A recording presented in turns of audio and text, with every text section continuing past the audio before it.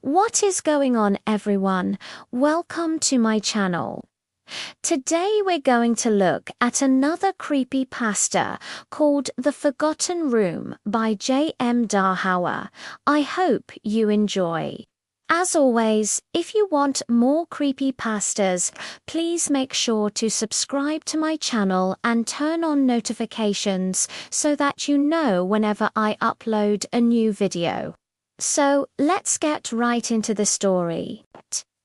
The Malik family moved into the old countryside house at the start of summer. It was cheap, but the parents, Mr. and Mrs. Malik, said it was a blessing they couldn't refuse. For their daughter, Hira 14, the house was both exciting and unsettling. The wooden floors creaked with every step, the walls seemed to whisper when the wind blew, and the basement door, always locked, bothered her the most. "Don't worry about that," her father told her when she asked. "It's just storage." But something about the way his voice rushed, the answer told her he didn't want to talk about it. That very week, Hira began dreaming. She was in a dark corridor, damp and endless. A faint voice whispered behind a locked door, "Please, let me out."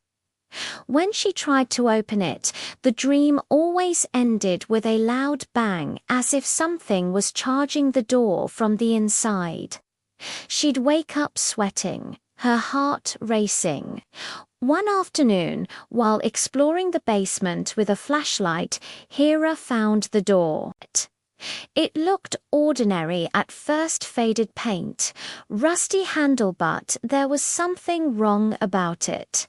The wood wasn't dusty like the rest of the basement. It looked touched, used. She knelt and tried the handle. Locked. She pressed her ear to the wood. Nothing, but the air around it was colder. From that day, the dreams grew stronger. The voice of the boy became clearer. "Please, I've been here so long. Don't leave me." And one night, they're coming back. Hira couldn't ignore it. She searched the house for days until finally, in the attic, hidden in a cracked box, she found an old brass key wrapped in cloth. Her fingers tingled when she touched it. That night, when her parents were asleep, she crept to the basement.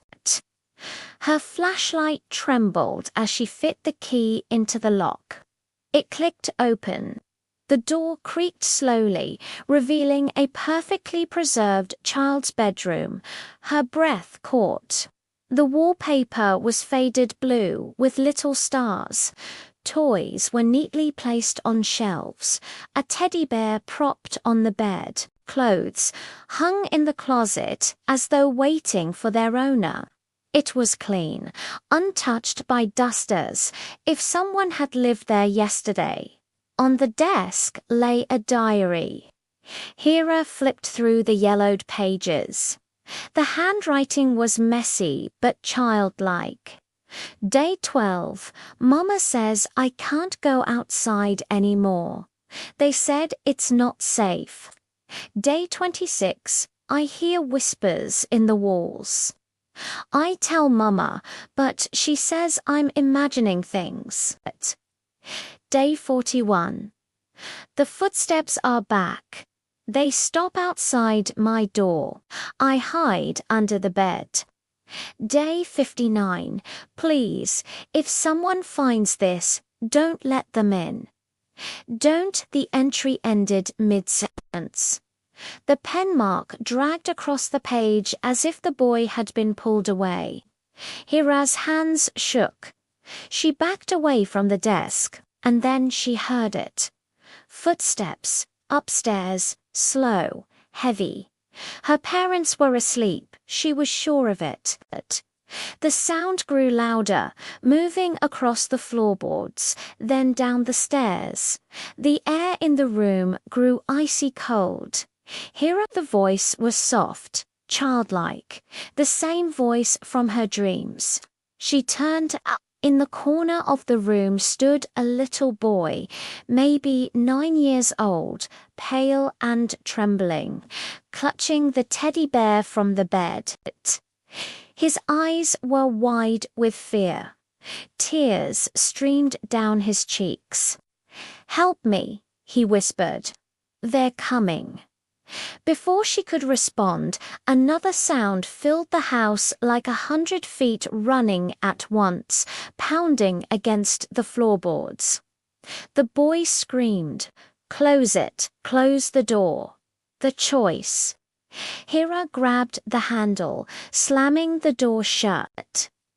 She twisted the key just as the footsteps thundered against the other side. The door rattled violently, shaking on its hinges. The boy clutched her arm.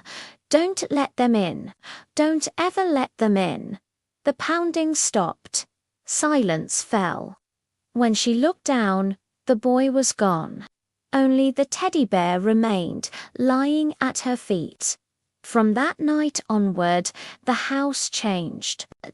Every evening after her parents went to bed, Hera would hear the footsteps, pacing through the halls, circling her bedroom.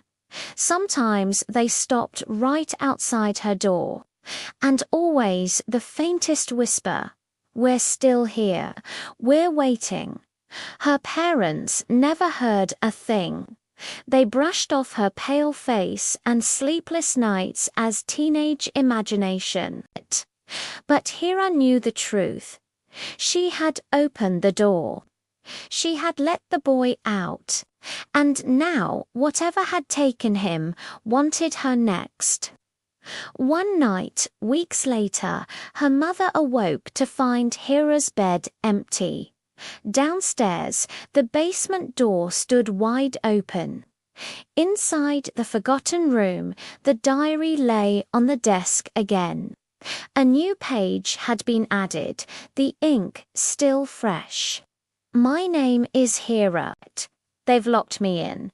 I hear them outside the door. I hear them coming back." So, what do you think about this creepypasta? Let me know in the comments below. Also, if you want to see more creepypastas, check out my other videos. Thanks for watching. See you next time. Bye.